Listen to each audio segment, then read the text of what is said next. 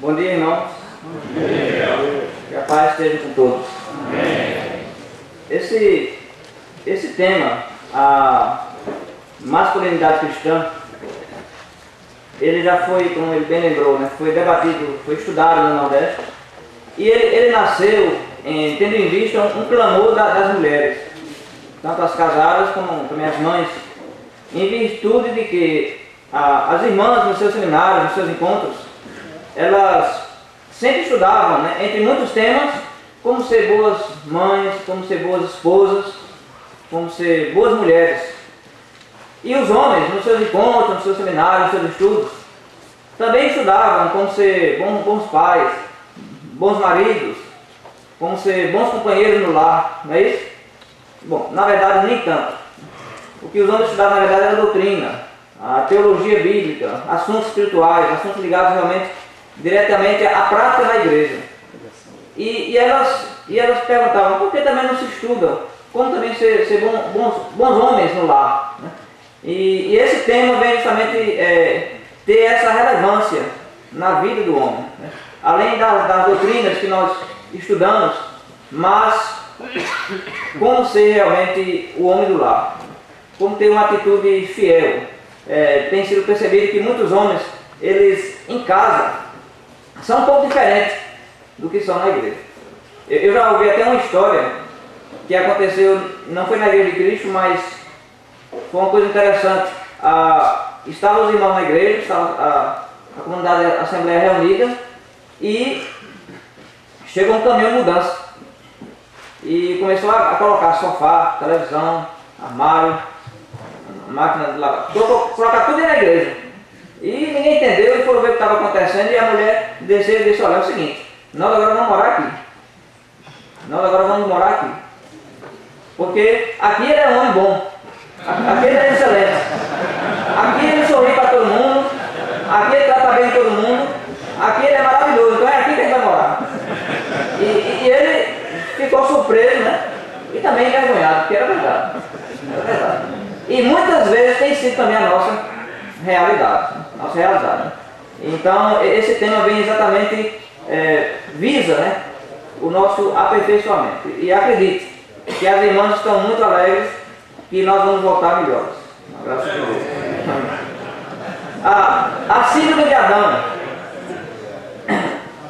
Bom, síndrome. O que é uma síndrome? Né? Que palavra é essa?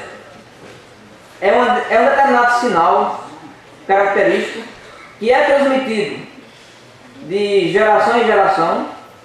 Na maioria das vezes é de ordem genética, mas é um sinal que ele é transmitido para um determinado número de pessoas. Então isso é tido como uma síndrome. E quando se fala da síndrome de Adão, significa exatamente que nós vamos ver aqui no texto que a atitude que Adão tomou diante da queda, se observa que tem sido característica do homem. Os homens têm repetido essa característica. Por conta disso, então, se chama a síndrome de Adão. Bom, nós somos batizados em Cristo e a palavra nos ensina que nós somos formados agora à imagem de Cristo. Não é isso? Paulo bem fala em Romanos capítulo 5 que Adão representa o velho homem, mas em Cristo nós somos nova criatura. Isso é verdade. Mas a atitude de Adão muitas vezes tem estado presente na vida dos seus servos. Como é que isso acontece? Que atitude foi essa que Adão tomou? Como isso entra na nossa vida? E como isso influencia o lar e na igreja? Né? Que implicações isso tem? E principalmente como nós podemos superar isso de uma maneira positiva e de uma maneira santa, que é o que Deus espera de nós. Bom, quem nunca pensou assim, né? Poxa vida, rapaz, se não fosse Adão ter comido aquele fruto com ela, rapaz, poxa, estaria tudo tão diferente, né? Mas Adão é fogo mesmo, né? Poxa, que coisa. Rapaz, será que com a gente seria diferente? Às vezes a gente pensa, né? Poxa, mas se não tivesse aquela queda, rapaz, a vida seria maravilhosa, né? Seria maravilhosa. Tem até uma história de um lenhador. O homem trabalhava cortando lenha, um serviço pesado, né? E quando ele começava a trabalhar, ele estava cortando aqueles troncos pesados, né? E ele ficava com o machado cortando e resmungando, né? E sempre resmungando. Aí, mas não se entendia bem o que ele falava. Um dia o chefe que estava próximo dele entendeu, né? Ele ficava dizendo, Adão. Aí o patrão, ele ficou curioso, né? O que é isso aí? Quem é esse Adão? O que tem a ver?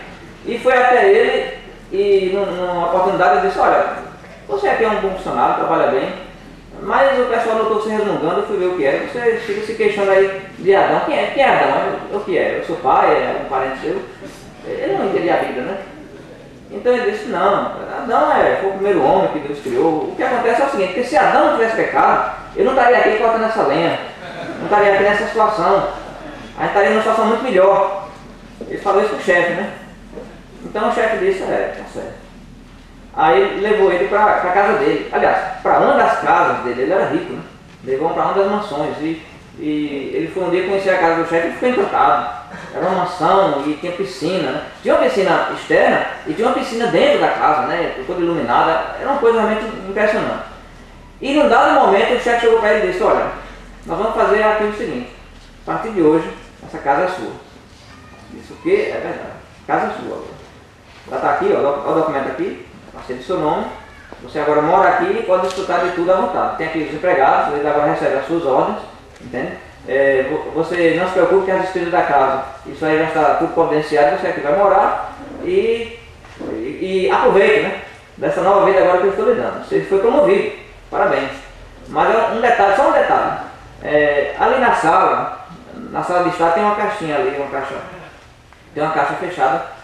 Você, por favor, não abra. Eu só peço isso. Faça a casa aí como você quiser. Aproveite tudo, mas por favor, não abra aquela caixa. Não, que é isso, tudo bem, não tem problema. Não tem problema, né?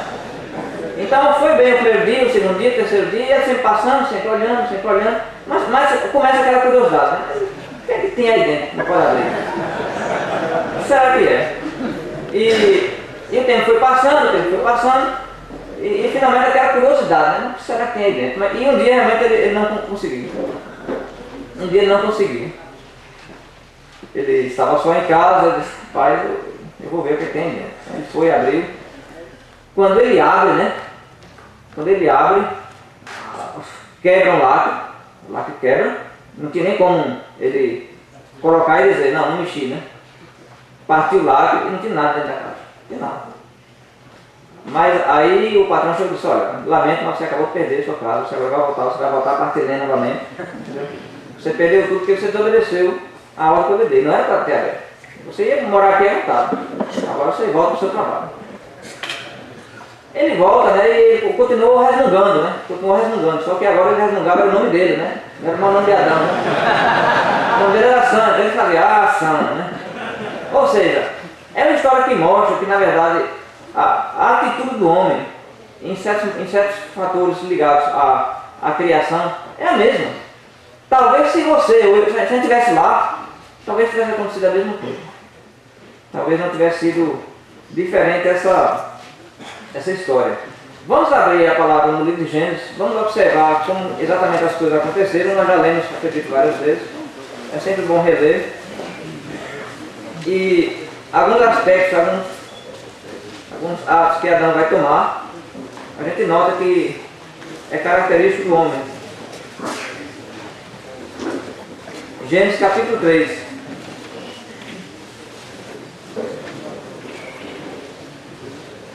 Gênesis capítulo 3 começa falando na serpente. Adão e Eva já tinham recebido a ordem de não comer do fruto da árvore do conhecimento do bem e do mal. Eles já tinham recebido essa instrução.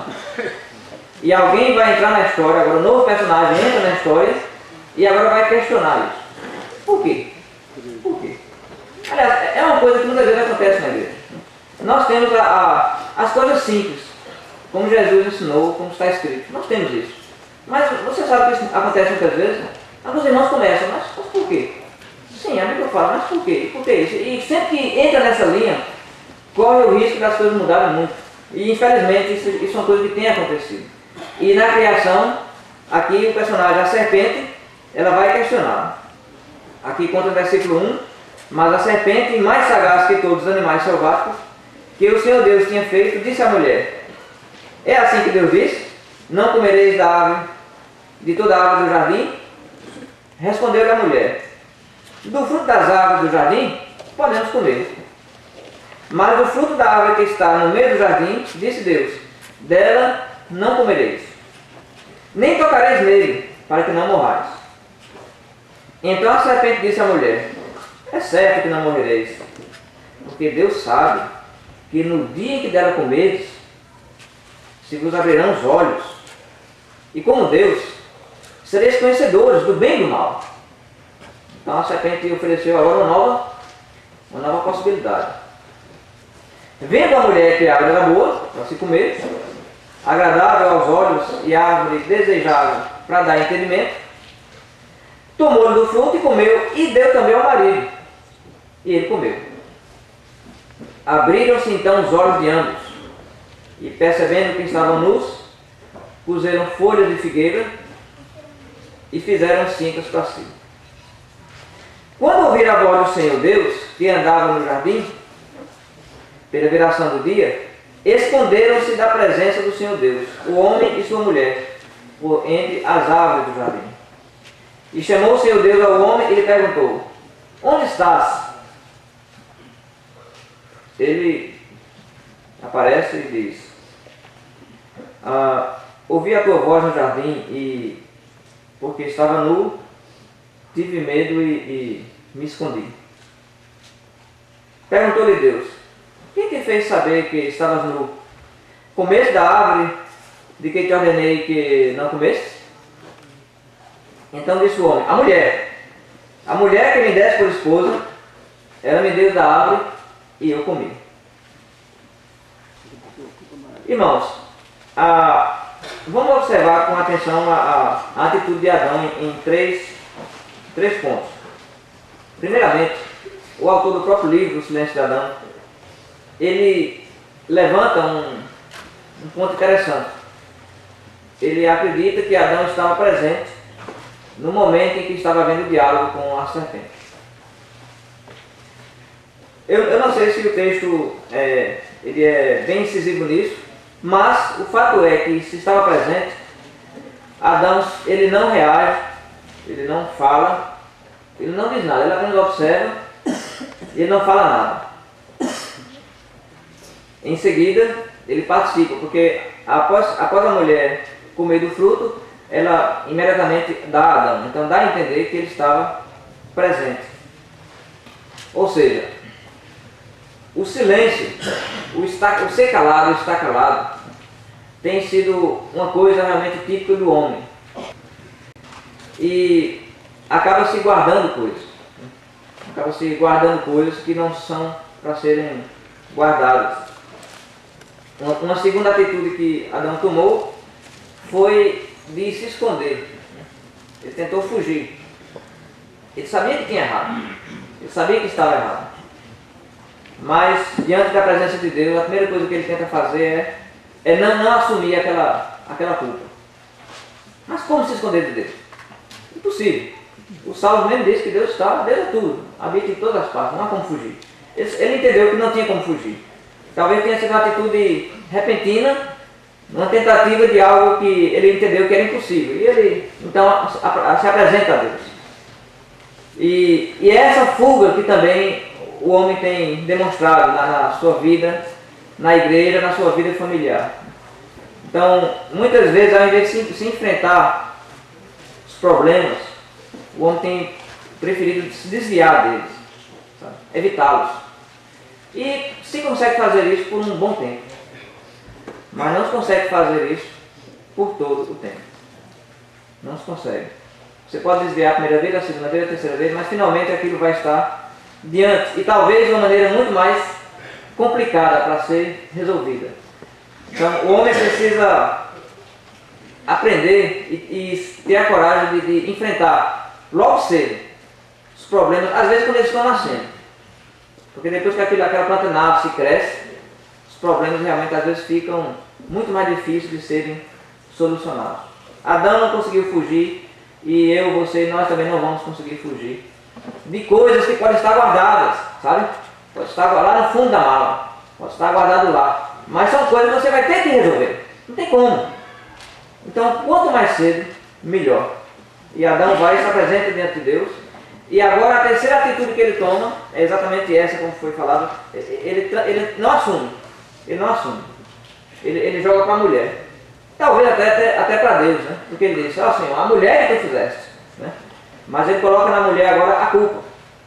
Coloca na mulher a culpa pelo problema. A mulher comeu do fruto, ela me deu e eu comi.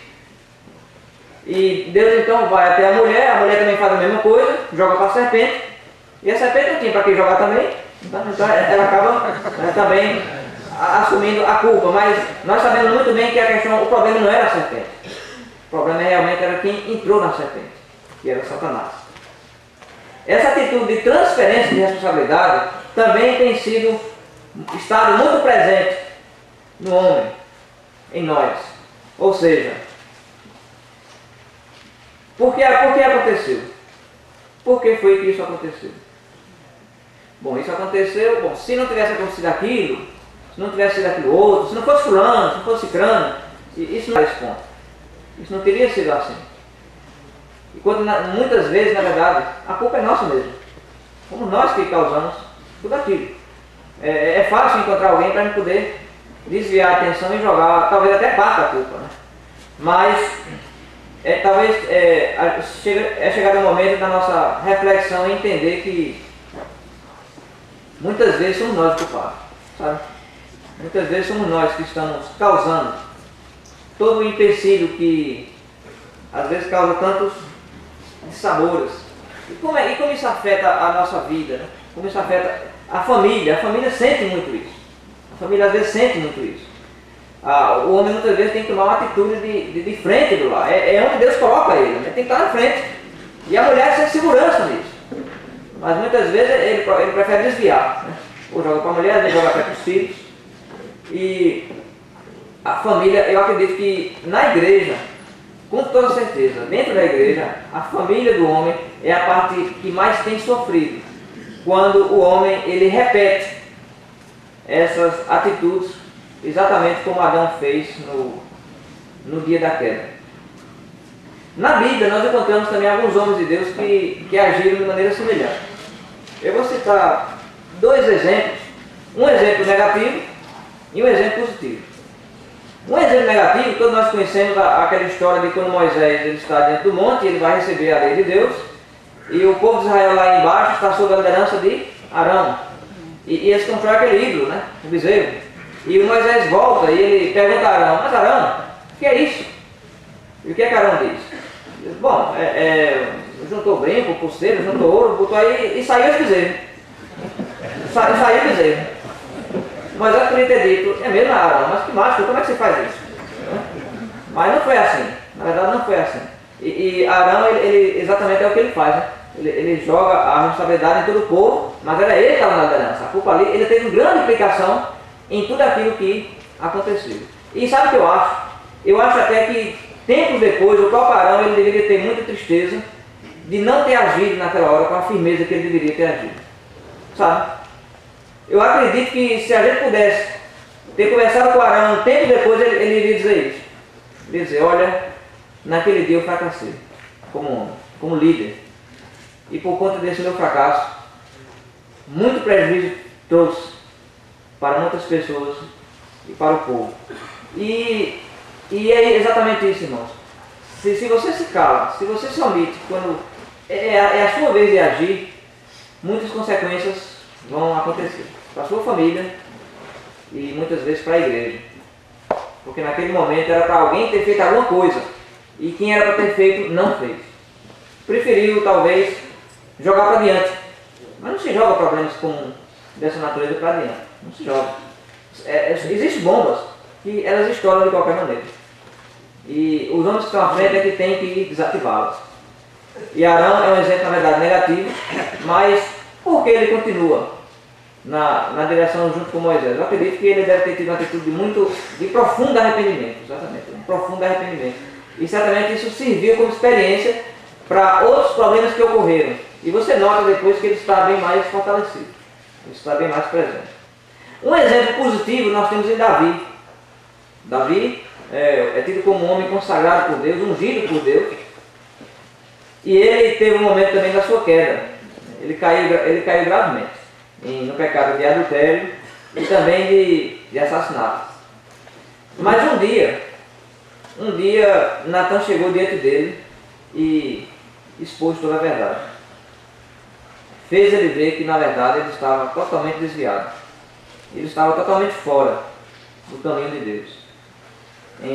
No livro de Samuel realmente conta bem esse drama e sabe, nós precisamos, irmão, de um Natan bem perto da gente, sabe? Nós precisamos ter um Natan perto da gente. O homem, o líder no lar, o homem líder na igreja, repare como Deus, na sua sabedoria, ele não colocou essa liderança centralizada em uma única pessoa. Sempre, em toda a história de lideranças que são contadas na Bíblia, e principalmente no Novo Testamento, a gente lê presbíteros. Você não lê o pastor, o presbítero, como é a tradição, é a cultura da maioria das igrejas evangélicas. Tem gente até que questiona isso. Mas por que não pode colocar um pastor? Eu acredito que isso também tem grande peso, sabe? Quando se trabalha em grupo, com certeza vai se ter um Natan presente. Mas quando você está sozinho, você pode ir sozinho para o abismo. E quem vai te alertar? Quem vai chegar diante de você, diante de mim, para dizer, olha, irmão, esse caminho não está correto. Esse caminho não está certo. Nós precisamos muito. E também ter uma atitude aberta, né?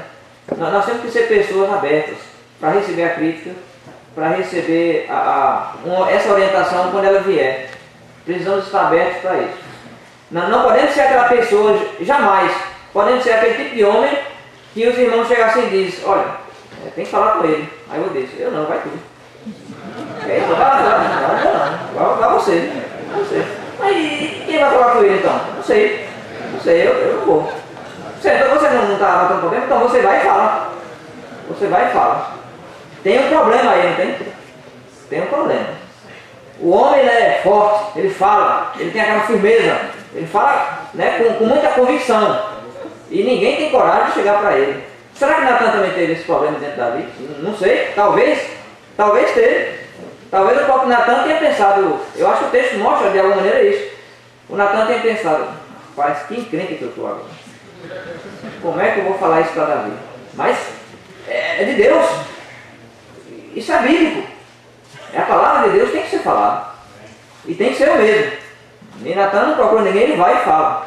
E Davi, ele tem uma atitude que é exatamente a atitude que nós temos que ter. Ele reconhece que pecou e ele assume. Ele assume completamente o seu pecado. Não colocou a culpa em ninguém, nem em Batseba.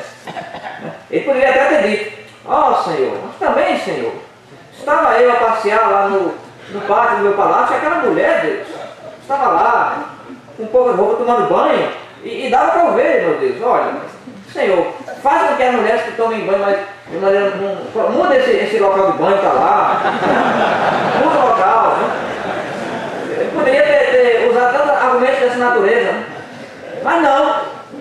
Ele diz, eu pequei, minha culpa, minha máxima culpa. E ele assume e ele tem uma atitude de arrependimento. E a mesma Bíblia que descreve o seu pecado, também a mesma Bíblia que descreve o seu arrependimento. Tanto no texto narrativo de Samuel, como também nos Salmos.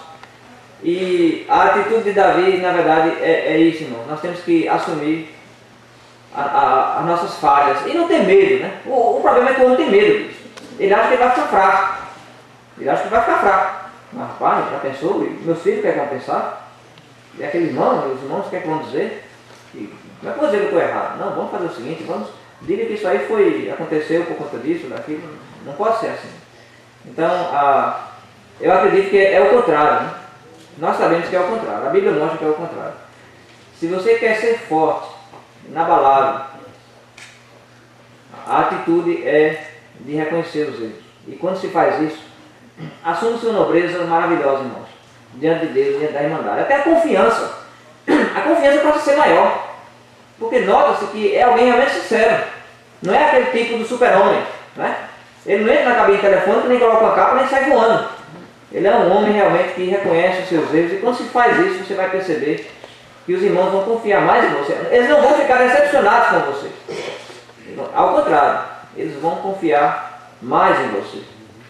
Na família, exatamente o mesmo. Os filhos, a esposa, ela vai se sentir tranquila, porque ela vai perceber que não se está criando uma imagem, né? Uma capa de super-homem. Não está fazendo isso. E se fizer isso, um dia ela cai. Pode ter certeza disso. Ninguém consegue por muito tempo. É uma ilusão. É como Adão, né? Ele lá ficou escondido, eu vou ficar escondido aqui, mas acho que de repente ele pensou, que besteira que eu estou fazendo? Que besteira que eu estou fazendo? Mas vamos esconder aonde? Não, é o Deus Criador, criou o universo, como é que eu vou? Então, não adianta querer guardar coisas. Então, se há problemas, irmãos, que ainda não foi resolvido, se há alguma coisa na sua vida, no seu lar, na sua família, na igreja, que às vezes a gente vai adiando, vamos ver amanhã, depois, aí vai guardando, sabe? Não é assim que o homem de Deus tem que fazer. E não é assim que as coisas se encaminham para o sucesso. Temos que realmente encarar os nossos temores, nossas aflições, nossas dúvidas, nossos medos de frente. E eu posso recordar agora uma história que eu li no livro de um líder de uma congregação, um grande pregador, que ele era o pregador principal da igreja, ele pregava muito bem, ele tinha o dom da pregação, e por conta disso ele já tinha levado muitas pessoas a uma renovação completa, a uma conversão, e a igreja tinha até crescido por conta disso. E os irmãos gostavam muito dele, era uma pessoa muito simpática, era um grande líder. Um dia, ele foi chamado para uma reunião com o presbitério. Seria uma reunião qualquer, como qualquer outra. Só que naquele dia, ele descobriu que o chão embaixo dele tinha desaparecido. Porque os anciãos mais velhos olharam para ele e disseram, olha, nós já sabemos de tudo. Então ele disse, tudo o quê? Então eles contaram. Na verdade, ele era um grande pregador, ele era um homem casado, tinha seus filhos, era um homem de família, era um grande líder, mas tinha uma coisa escondida. Nas viagens que ele fazia para dar seminários e palestras, ele traía a esposa com mulheres, às vezes até mulher da igreja, mulheres dentro da igreja, às vezes mulheres fora da igreja. E era uma coisa muito dissimulada, que ninguém nunca nem sequer de longe imaginava. Aquele homem com aquele dom da palavra, ninguém nunca imaginava isso. Mas ele tinha isso, ele tinha esse problema. E naquele dia, os líderes disseram, nós já sabemos de tudo. Nós já sabemos de tudo. E agora?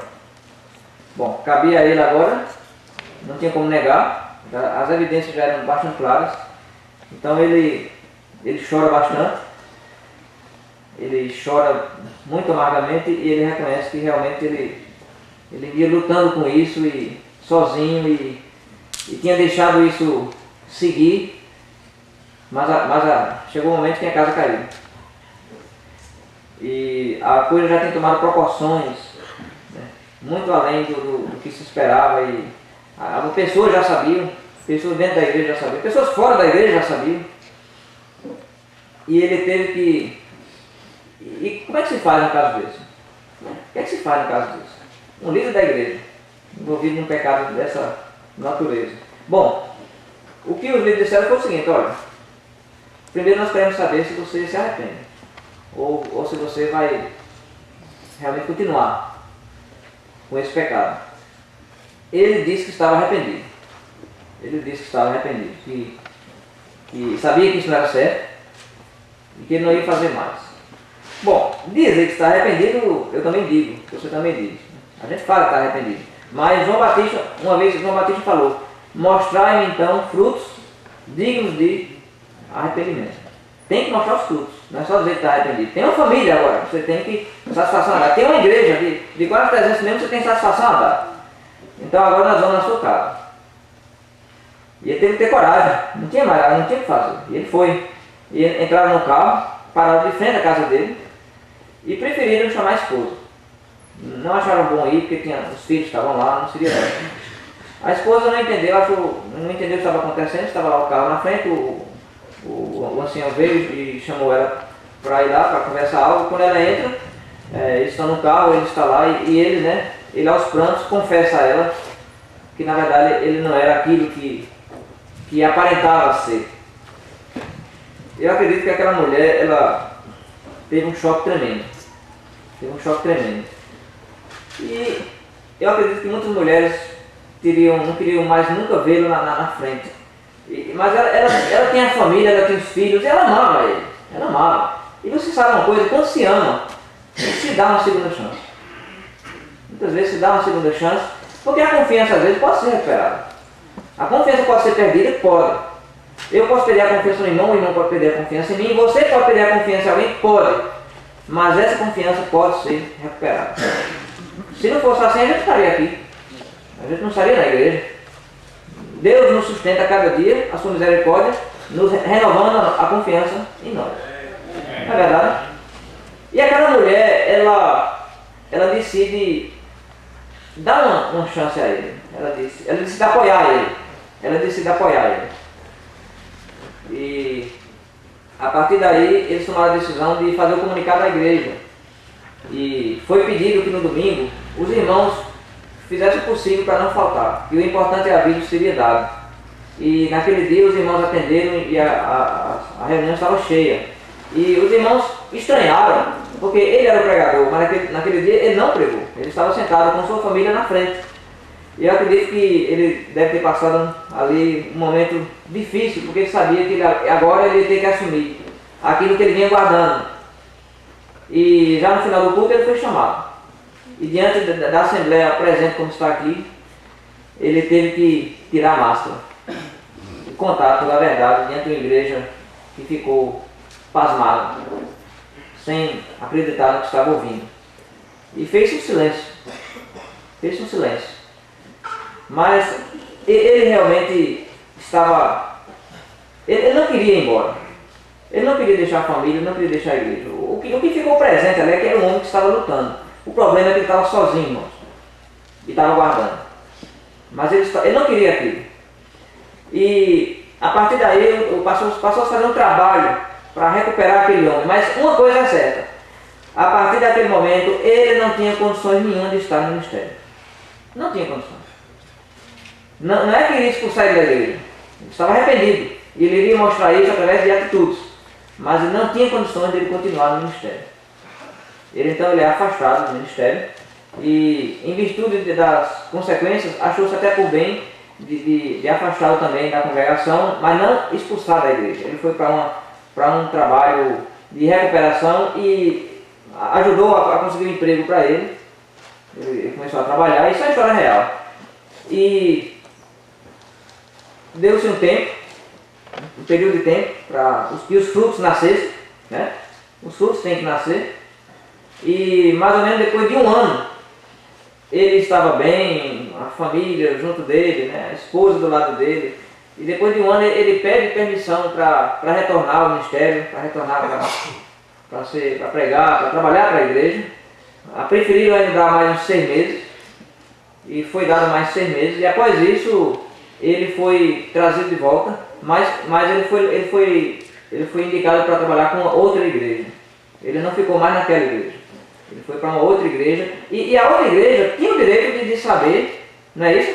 Eles tinham o direito de saber o problema. Aí o que é que vai fazer? Vai esconder também? Não, olha, não vamos dizer que isso aconteceu, né? Errado. Errado. Então temos que ser pessoas transparentes e trabalhar com a verdade. É assim que Deus nos ensina. Então foi ético e correto que os irmãos dissessem para aqueles irmãos lá, olha, esse irmão agora é o irmão recuperado. Ele é o irmão recuperado. Ele teve esse problema, ele caiu, mas ele se arrependeu, ele retornou e já passou um bom período, ele está agora fiel e ele merece uma segunda chance. E a segunda chance foi dada. E a história conta que ele é um homem fiel. Ele é um homem fiel. Fiel com a sua família. E eu acredito que ele aprendeu uma grande lição e fica para nós também isso, sabe? Não trabalhe sozinho. Não fique sozinho. Seja você quem for. evangelista, pregador, presbítero.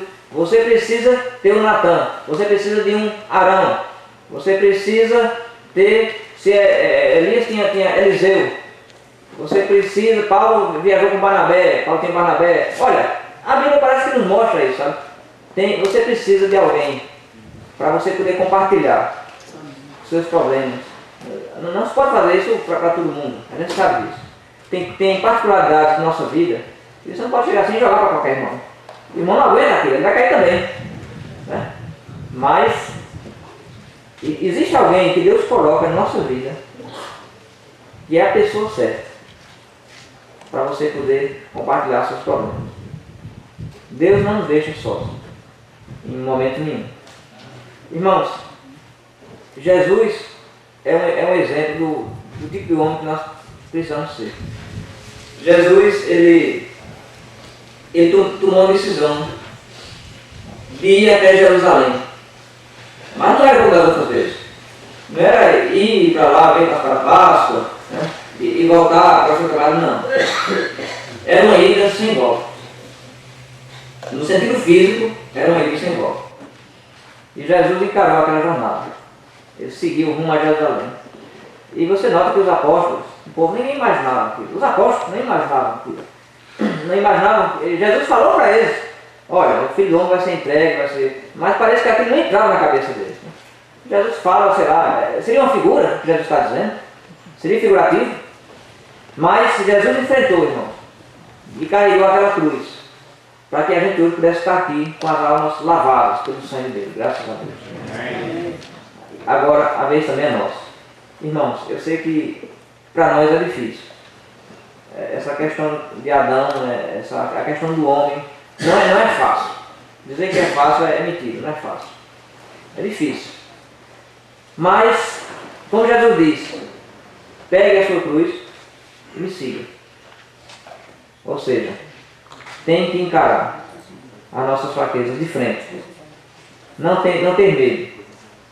Eu quero convidar todos agora para a gente baixar nossas cabeças e vamos orar. Vamos primeiro pedir perdão a Deus, porque como nós erramos às vezes. Como nós erramos. Mas sempre é tempo de uma mudança de atitude. Não é milagre, irmãos. Não é milagre que vai operar isso na nossa vida. É simplesmente uma atitude que você tem que tomar. Eu vou fazer diferente. Eu me arrependo, eu agora vou agir diferente. É apenas isso, irmãos. E acredite, chega de machucar nossas famílias.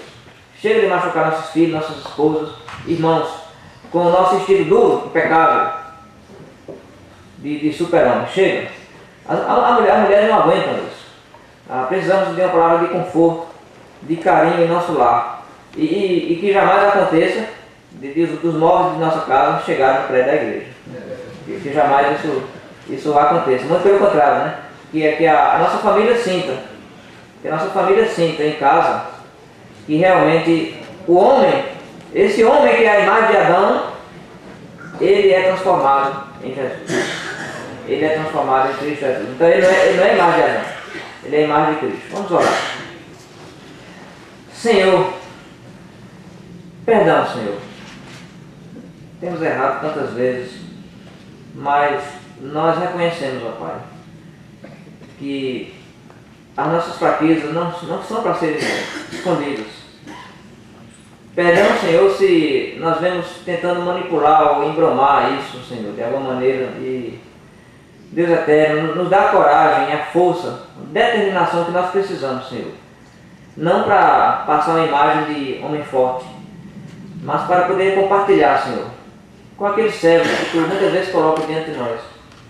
Compartilhar a nossa luta, as nossas fraquezas e principalmente, Senhor, assumir os nossos erros para que a partir deles, Pai, nós aprendamos a ter uma atitude melhor nas oportunidades que Tu nos dá, Senhor. Nos dá sabedoria, Senhor, no nosso lar.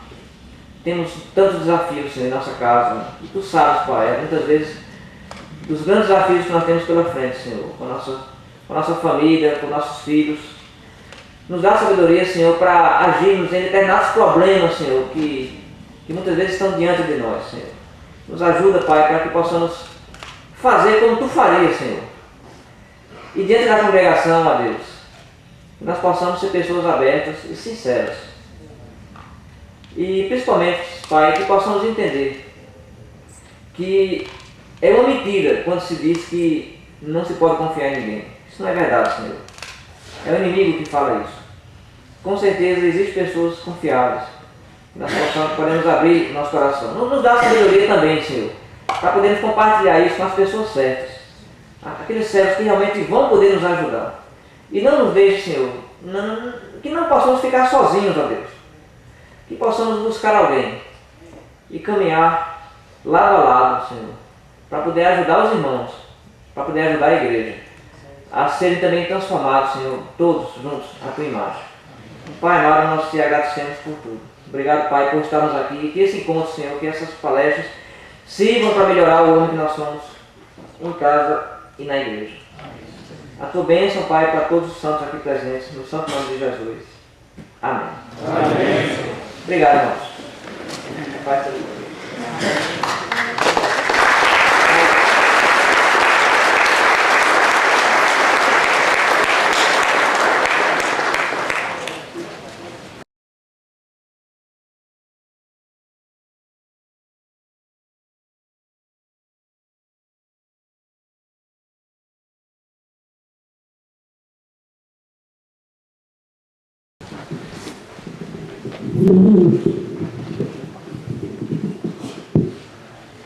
Que a paz do nosso Deus esteja presente na vida de todos os irmãos. Amém. Primeiramente eu peço desculpas pelo atraso. Eu vim com o grupo que veio de Campo Grande e o nosso ônibus atrasou um pouco. Eu estava bem aflito, né, no ônibus, sabendo que a minha era a primeira palestra, mas quando o ônibus parou lá no asfalto e tivemos que vir a pé, aí eu entreguei os pontos, né? Falei, os irmãos vão ter que mudar o tema, né? A síndrome do palestrante ausente, né? Mas eles se arranjaram e eu arrumei uma carona com os irmãos de Belo Horizonte, de Minas também, então agradeço os irmãos que me trouxeram. Cheguei a tempo, mas já tinham se arranjado aqui, né? Sabe que pregar no Enoque e a primeira palestra não é fácil, né? Então eu vinha pensando nisso, mas por outro lado tem uma vantagem, né? Porque quando a gente tem várias palestras, sempre as coisas vão se repetindo, né? Eu tenho o dó do último palestrante, né? Normalmente ele faz uma compilação de todas as palestras, né? Encaixando no tema dele. E eu pensava que eu ia fazer a primeira, mas estou fazendo a segunda e já vou repetir o que o irmão falou, mas a gente sabe que é assim mesmo, né? Esse tema é um tema muito importante e é um tema que realmente fala muito de perto para todos nós pais.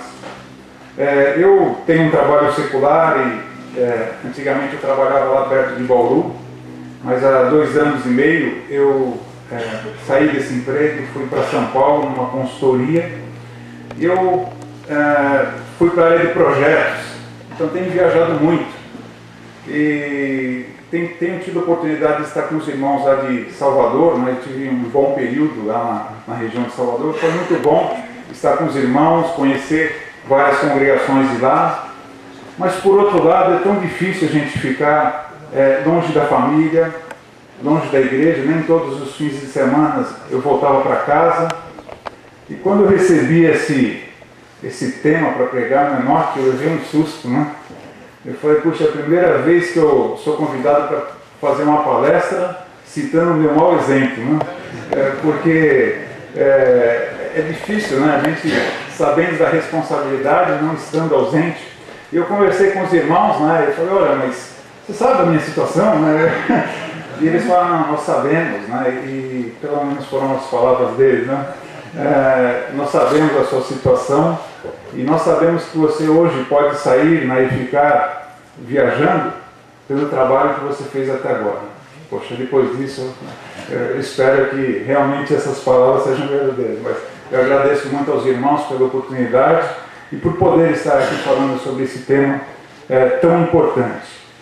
E eu sei que o pai ausente não é uma questão de tempo que está com os filhos. Porque muitas vezes existem muitos pais que estão diariamente com seus filhos, mas estão tão ou mais ausentes do que eu que estou viajando. Infelizmente, a presença do pai na casa não quer dizer que ele está sendo presente para com os filhos. Uma outra coisa que nós percebemos na palavra do Senhor também é que o pai ausente ou presente independe da espiritualidade do irmão. Nós temos exemplos bíblicos mesmo, exemplos de homens firmes e fiéis que infelizmente tiveram tantos problemas com os filhos. Né? Podemos citar, por exemplo, Eli, né? Um profeta tão fiel que teve problemas sérios com os filhos, que não serviam com reverência ao Senhor e que não tiveram a oportunidade de estarem exercendo o sacerdócio. Então nós sabemos que o pai ausente é um problema sério que faz com que os filhos realmente tenham problemas na sua vida, mas isso faz com que nós realmente tenhamos uma necessidade de nos esforçarmos muito para fazermos a vontade de Deus. E eu gostaria de citar um exemplo bíblico, né, que eu acho assim, fundamental para ilustrar isso. Eu já tive a oportunidade de pregar sobre esse assunto e realmente, quando foi passada essa palestra, eu pensei em repetir essa mensagem, então alguns irmãos talvez já até tenham ouvido. Mas eu acho que é um tema bastante importante e interessante, e é um dos exemplos que foram citados na palestra anterior, que é o exemplo de Davi. Davi realmente é um homem espetacular. Eu tive lendo a história de Davi esses últimos dias, enquanto preparava a mensagem, e cada vez que eu leio a história de Davi, eu me empolgo mais com a dedicação, com a perseverança, com a firmeza desse homem. Sem dúvida, as palavras que a Bíblia define Davi são verdadeiras. Um homem segundo o coração de Deus. Conforme nós vemos lá em Atos 13, também em 1 Samuel, quando Samuel avisa a Saul que ele não teria mais o trono, mas seria passado para um homem segundo o coração de Deus. Então eu gostaria de falar um pouco sobre esse grande homem Davi, um grande servo de Deus, mas que infelizmente, mesmo sendo tão fiel e forte no Senhor, falhou como pai. Nós sabemos da história de Davi, se vocês quiserem abrir lá em 2 Samuel, eu vou correr rapidamente essa história. Nós podemos ver lá no capítulo 3, por exemplo, que Davi tinha um pequeno problema, né, com a sua família. Na verdade, por ser rei, Davi casou-se várias vezes. E em capítulo 3, versículos 2 a 5, nós temos a época que ele estava em Hebrom, e aqui nesses versículos já citam 6 mulheres de Davi. Olha o que diz aqui: em Hebrom nasceram filhos a Davi. O primogênito foi Amnon, de Ainoã a Jezreelita. O segundo, Quileabe de Abigail, viúva de Nabal Carmelita. O terceiro, Absalão, filho de Maaca, filha de Talmai, rei de Jazur. E assim por diante, o quarto, quinto e sexto, cada um de uma mulher diferente. Então Davi, ele tinha famílias, né? Ele tinha mais de uma família com cada uma dessas mulheres com quem ele se casou. E Davi, apesar de ter assim tantas famílias, ele era um homem dedicado ao seu trabalho como rei. Ele chefiava batalhas, ele vencia batalhas, conquistava nações, mas pouco tempo ele tinha para com os seus filhos e a sua família. Mas nós, continuando a leitura, lá no capítulo 11, nós vemos que teve certa vez que Davi ele não foi com o seu exército à batalha. Ele mandou lá o seu comandante Joabe e ele ficou lá no palácio. Ele disse que ele estava descansando à tarde, quando de repente ele acorda e vai passear pelos terraços do palácio. E aí nós temos aquela cena que foi mencionada, não é? Enquanto ele passeava no terraço, ele viu aquela mulher se banhando e ele ficou impressionado com a beleza e formosura da mulher.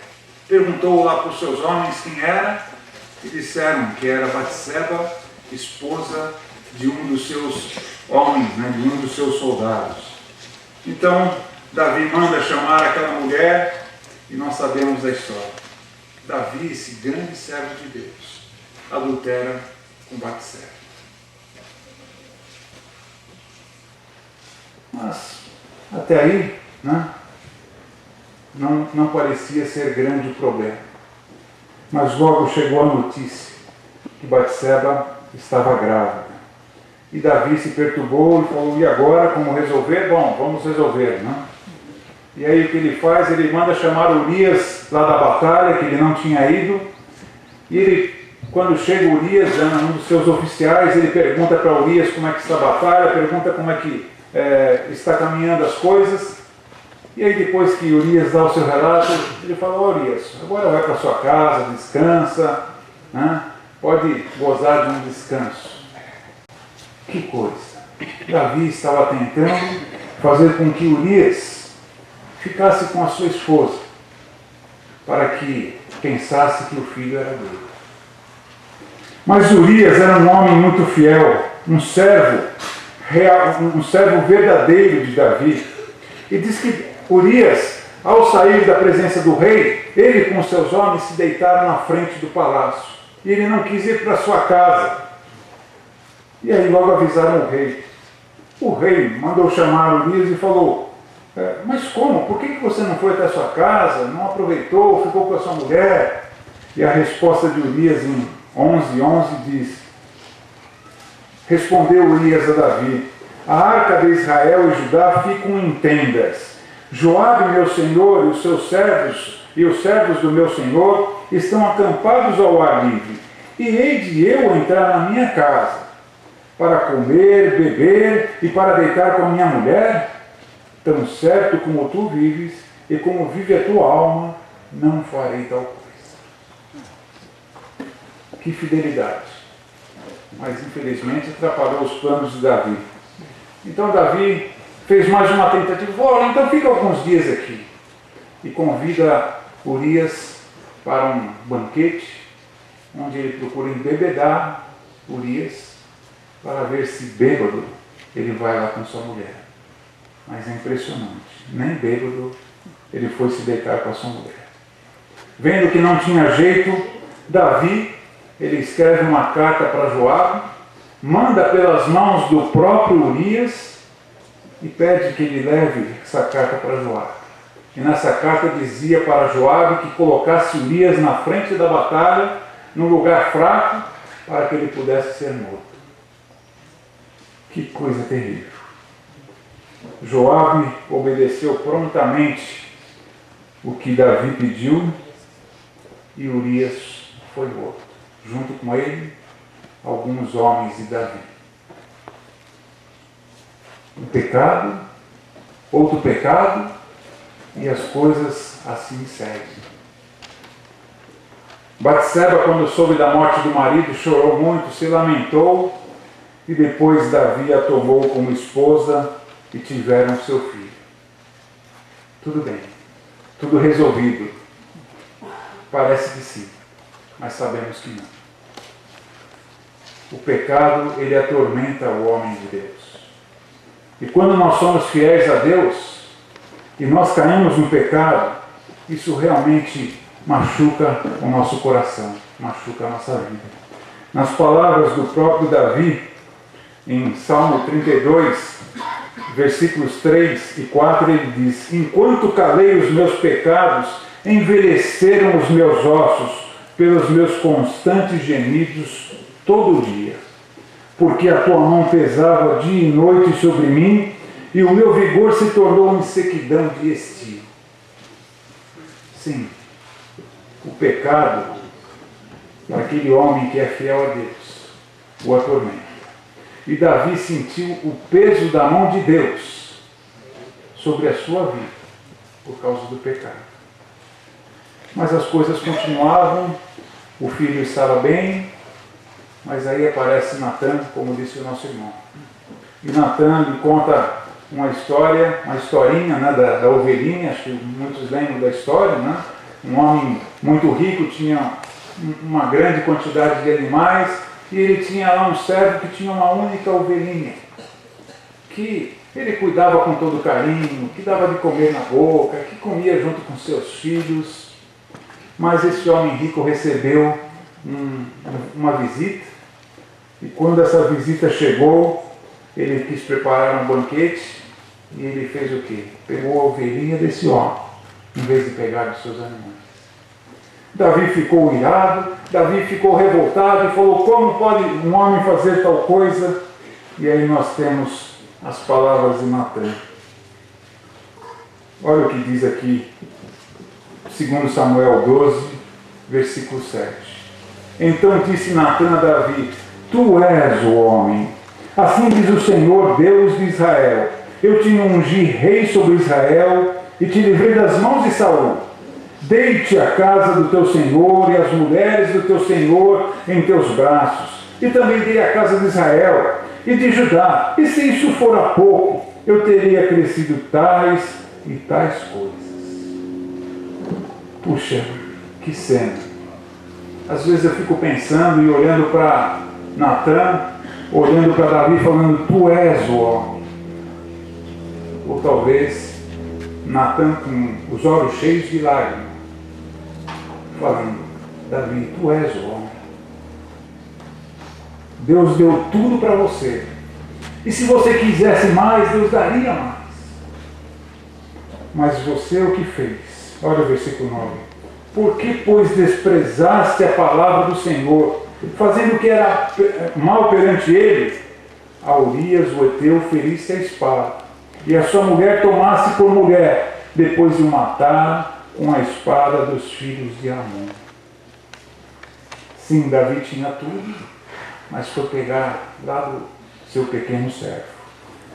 Davi, ele ouvindo essas palavras, ele realmente abriu o seu coração, como foi dito já na outra palestra. Ele realmente reconheceu o seu erro e ele se arrependeu. No versículo 13 disse Davi a Natã: pequei contra o Senhor.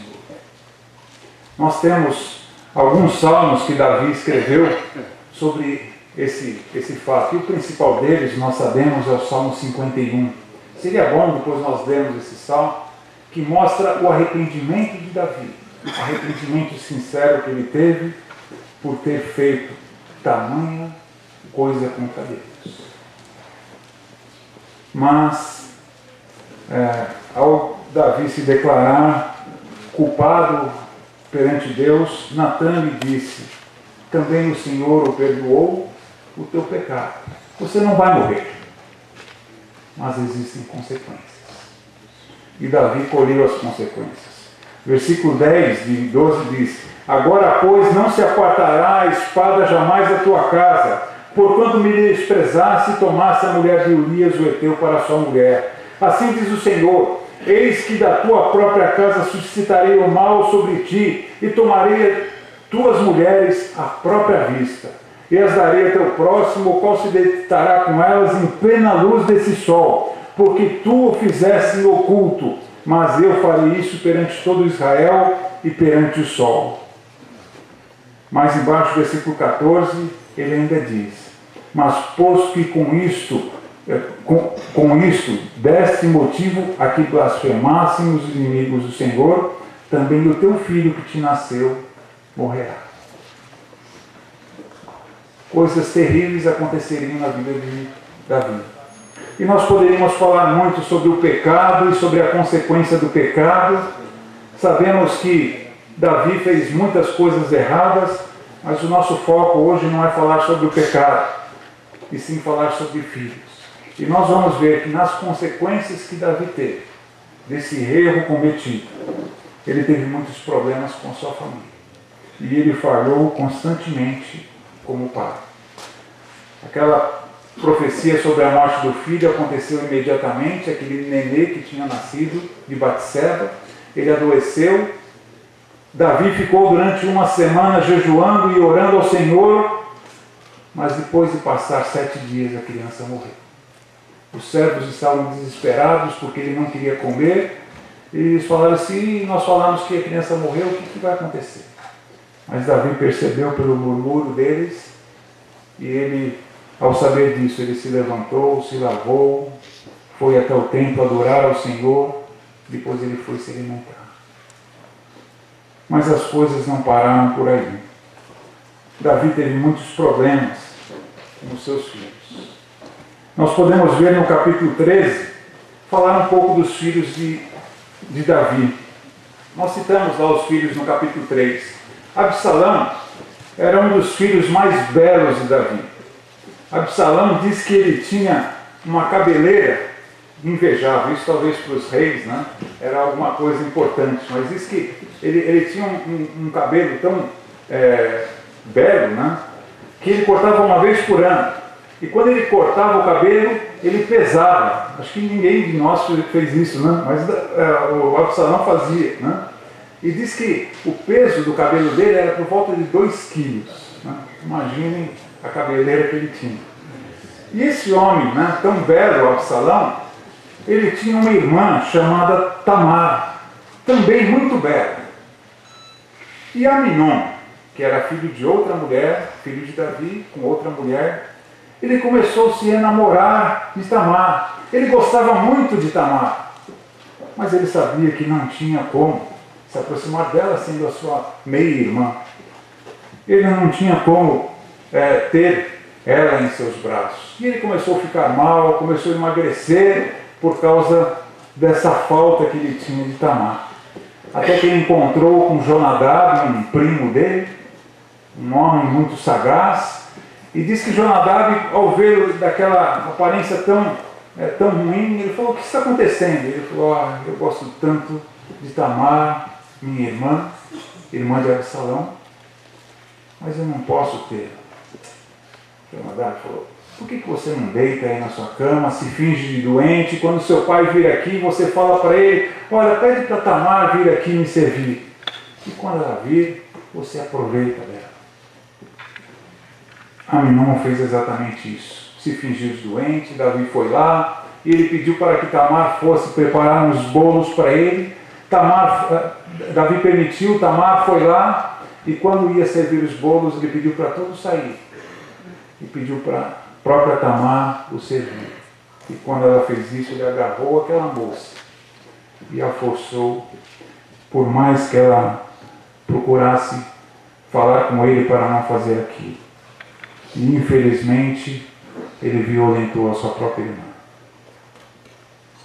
Coisa terrível. E o pior é que depois de violentá-la, ele sentiu uma grande repulsa por ela e mandou expulsá-la do quarto, e ela saiu chorando e se lamentando pelo fato que aconteceu.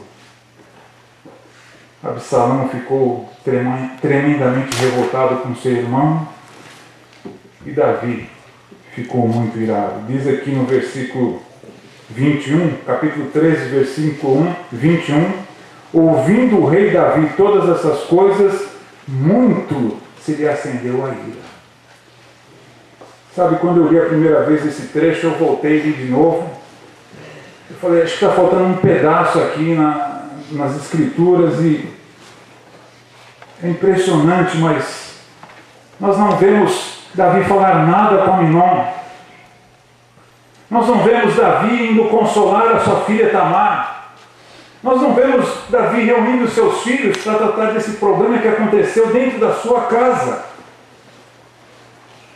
Davi, um grande servo de Deus, falhando tanto como um pai.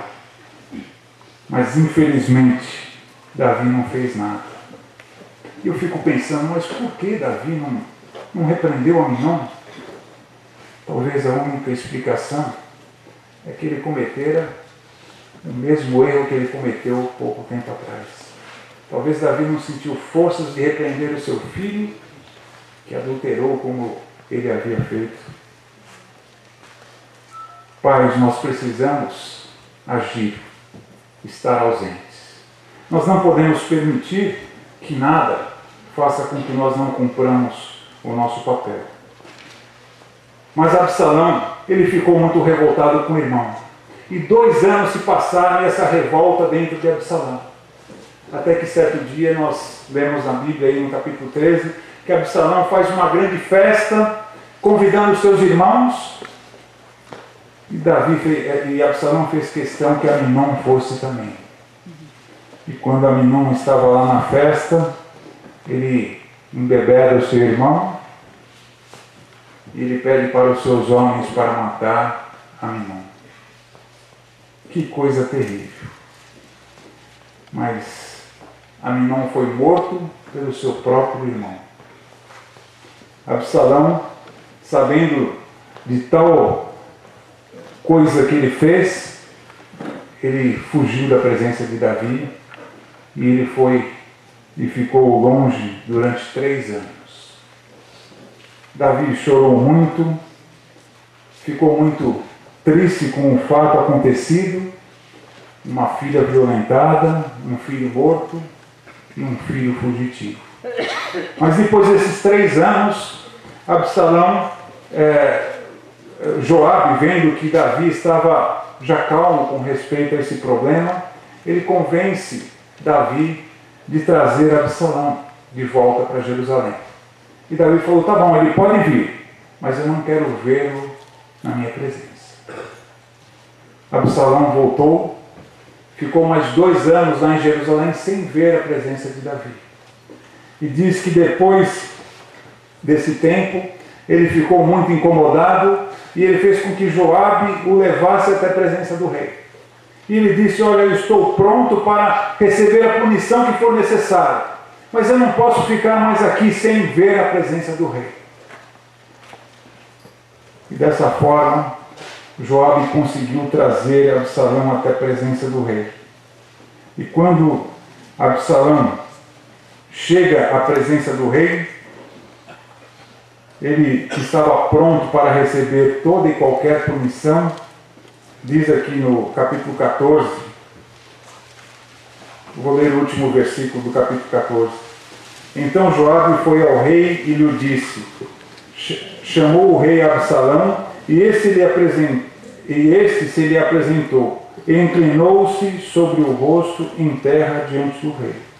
O rei beijou Absalão. Absalão estava pronto para receber a punição que fosse necessária.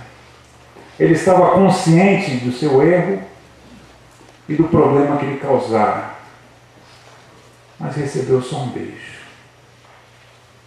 Mais uma vez, esse grande homem de Deus, sendo um pai ausente. Absalão, talvez vendo essa fraqueza do rei, talvez se revoltando contra essa atitude de não lhe dar qualquer punição, ele se revolta contra o rei. E ele começa a armar uma cilada para o próprio rei. E diz que Absalão, com aquela presença toda que ele tinha, ele ficava na porta do palácio quando as pessoas estavam chegando para falar com o rei, para apresentar algum caso. Absalão pegava a pessoa e falava, qual é o seu problema? Meu problema é esse. Olha, não tem ninguém aqui que possa te ouvir. Mas se eu fosse rei, puxa, o seu caso é um caso verdadeiro. E etc. E dessa forma ele ia ganhando as pessoas. Quando as pessoas chegavam, iam se prostrar perante ele, ele pegava a pessoa, falava, que é isso? Né? Vem aqui, abraçava e dava um beijo na pessoa. E dessa forma ele foi ganhando o povo. E durante 4 anos ele fez isso.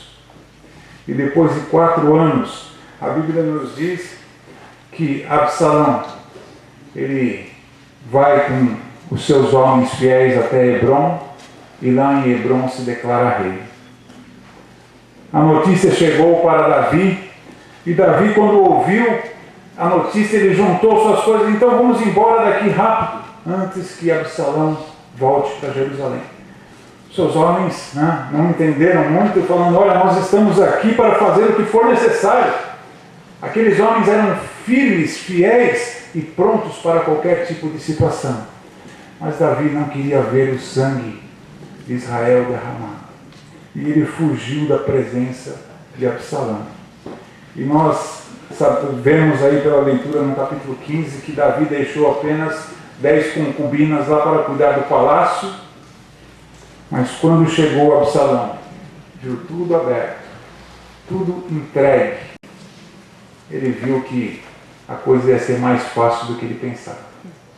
Quando ele viu as concubinas lá, para provocar o rei, para mostrar para o povo quem é que mandava, ele lá em cima do palácio se deita com as mulheres de Davi. E aquela profecia de Natã se cumpre. E o próprio filho Absalão, provocando o pai, faz isso. Mas a coisa não parou por aí. Os conselheiros de Absalão falam que ele deveria guerrear com seu pai para exterminar o mal de uma vez. E Absalão aceitou essa sugestão que foi lhe dada, e ele preparou os seus homens para a batalha, e lá foi ele contra o seu pai. Os homens de Davi se prepararam, Davi estava pronto para a batalha, mas eles não deixaram Davi ir junto. Eles falaram: Davi, você vale mais do que 10.000 homens, se o problema estiver difícil, nós fugimos, ele não quer nada conosco, e não deixaram Davi ir junto. Então Davi fez apenas uma repreensão, chamou seus 3 comandantes e lhes disse: cuidai do meu filho Absalão, tratai com brandura o jovem Absalão. Mesmo o filho querendo tirar Davi ainda demonstra esse amor para com o filho. E lá foram para a batalha. E o que acontece? Os homens de Davi começam a ganhar mais e mais espaço. E a batalha se trava no meio de uma floresta, e Absalão, em cima de uma mula, entra no meio da floresta e diz que ele ficou com a sua cabeça presa no meio dos galhos, e a mula foi embora e ele ficou pendurado na árvore. A Bíblia não diz, mas alguns entendem que talvez tenha ficado enrolado no seu cabelo, né, para ele não conseguir se soltar, ou talvez pela própria cabeça. Mas um dos homens de Joabe, né, fiel a Davi, ele corre para Joabe e diz: olha, Absalão está lá preso na floresta pela sua cabeça. E Joabe falou: mas por que você não matou esse homem?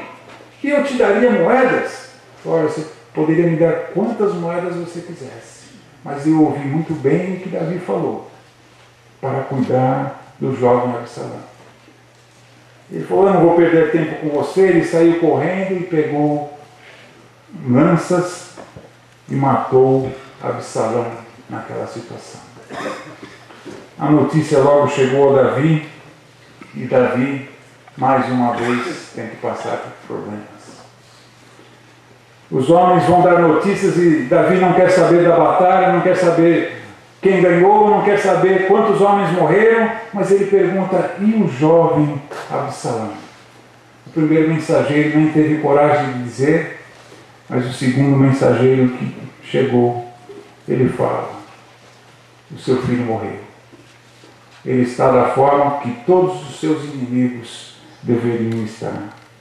E quando Davi escuta isso, ele se põe a lamentar.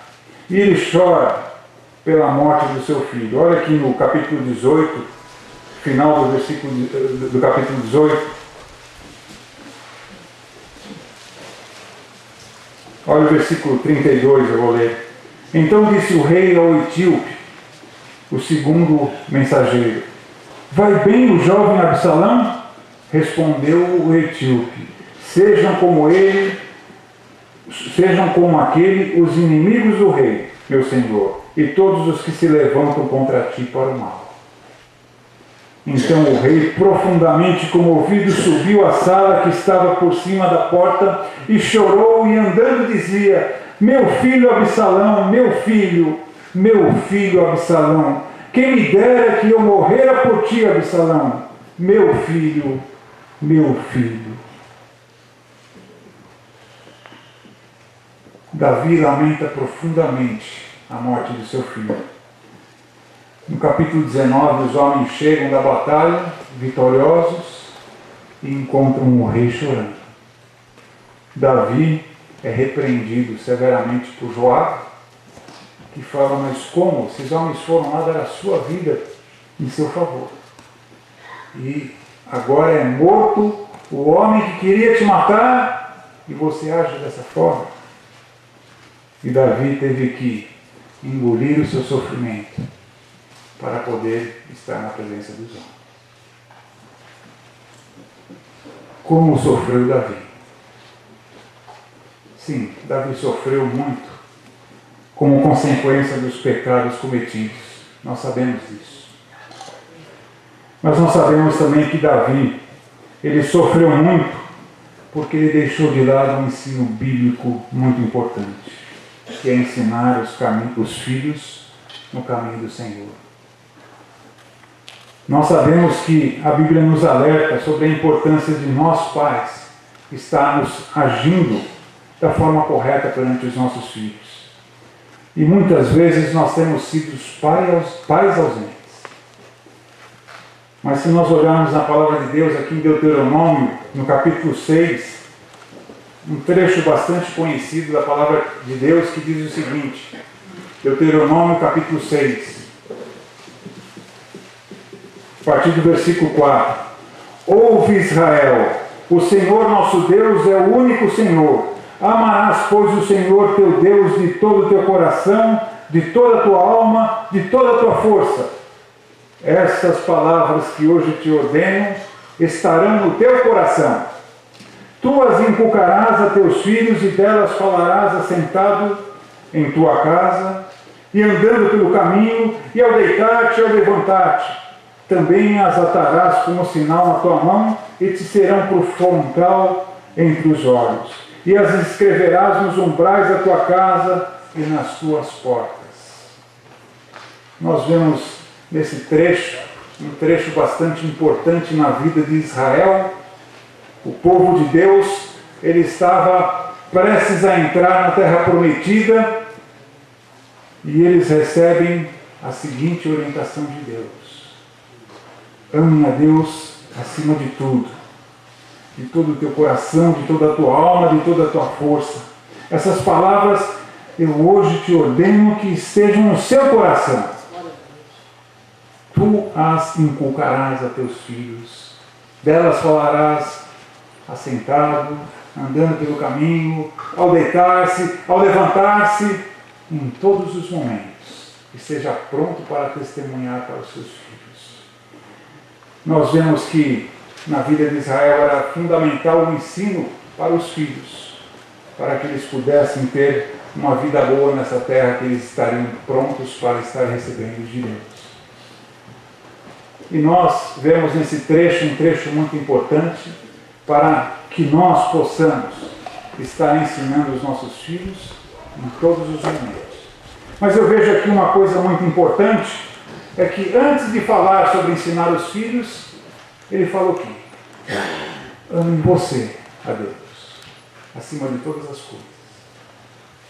Coloque essas coisas no seu coração.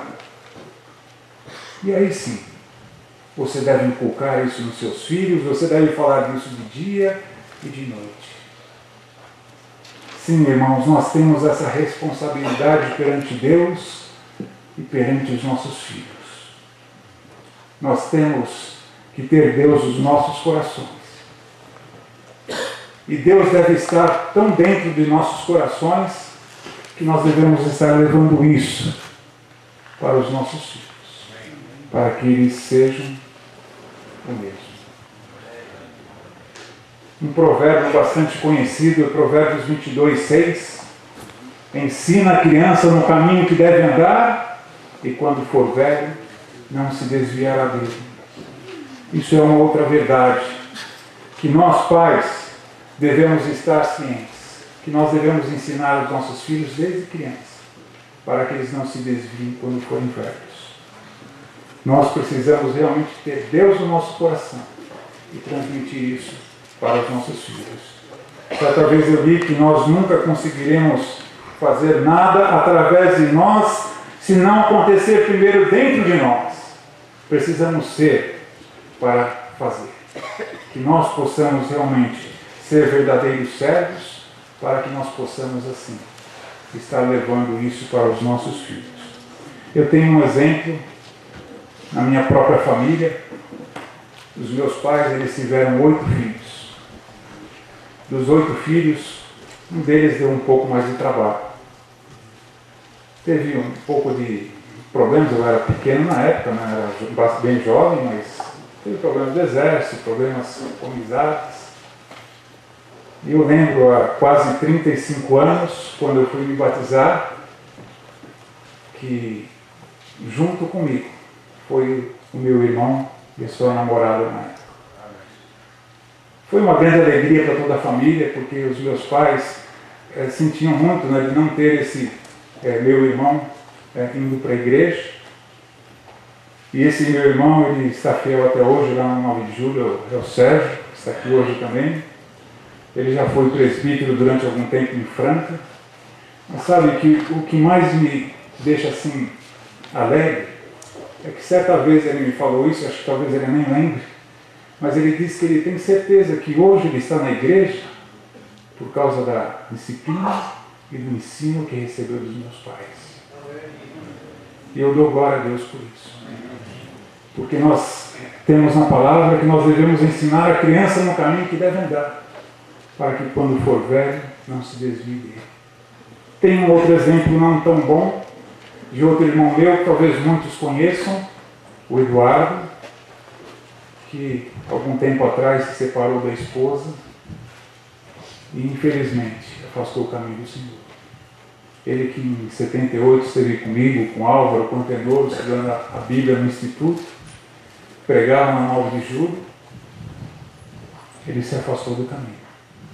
Mas uma das últimas vezes que eu conversei com ele, ele que estava tão revoltado com a igreja e tudo mais, ele me falou que ele estava preocupado com as filhas que não estavam indo para a igreja. Eu tenho certeza de que se Deus lhe der vida e lhe der tempo, ele ainda volta para o caminho. Porque aquelas palavras estão no seu coração. Sabe, irmãos, nós temos uma responsabilidade muito grande. E nós, como pais, eu tinha muito mais para falar, mas eu sei que meu tempo está terminando. Mas podemos citar só mais um versículo, né, para concluir, em Efésios capítulo 6, eu vou ler só o versículo 4. Mais uma advertência agora no Novo Testamento, falando para nós pais, que diz o seguinte: e vós pais, não provoqueis vossos filhos a ira, mas criai-os na disciplina e na admoestação do Senhor. É essa a nossa responsabilidade, criar nossos filhos na disciplina e na admoestação do Senhor. E não provocar os nossos filhos a ira. Como é que nós podemos fazer isso? Infelizmente, nós pais, que somos pais ausentes, usamos a autoridade de forma imprópria. Muitas vezes nós pais usamos a disciplina no momento de irritação ou raiva. Muitas vezes nós disciplinamos nossos filhos sem ter uma boa comunicação com eles. Muitas vezes nós não estamos ouvindo os nossos filhos quando eles estão falando conosco. Muitas vezes nós não estamos admitindo os nossos erros. Dessa forma, nós estamos provocando os nossos filhos aí. Nós, como pais, temos essa responsabilidade de admoestar os nossos filhos no caminho do Senhor. Que isso seja uma verdade na vida de cada um de nós, pais, para que nós possamos colher esses frutos no futuro. Conta uma história que um homem estava caminhando certo dia no campo com seu filho, um dia ensolarado, e ele de repente viu uma árvore frondosa e não teve dúvida, né? Ele sentou embaixo da árvore e ele falou para o filho: olha, filho, não se afaste muito daqui. Não demorou, o pai pegou no sono, dormiu alguns instantes, depois, quando ele acordou, olhou para um lado, olhou para o outro, não viu o seu filho, ficou desesperado, começou a gritar e correr ao redor, e de repente ele viu que a poucos metros tinha um barranco. Ele se aproximou daquele barranco e ele viu alguma coisa lá embaixo que parecia ser seu filho. Ele desceu com todo cuidado e ao chegar lá embaixo, ele pega os seus filhos nos braços, já morto. E ele começa a gritar e chorar e ele fala: meu Deus, como é que eu pude estar dormindo enquanto meu filho caía aqui morto? Irmãos, existem muitos pais dormindo enquanto seus filhos estão morrendo nesse momento. Vamos acordar. Vamos ser pais presentes para com os nossos filhos. E que Deus abençoe a cada um dos pais presentes aqui. Amém.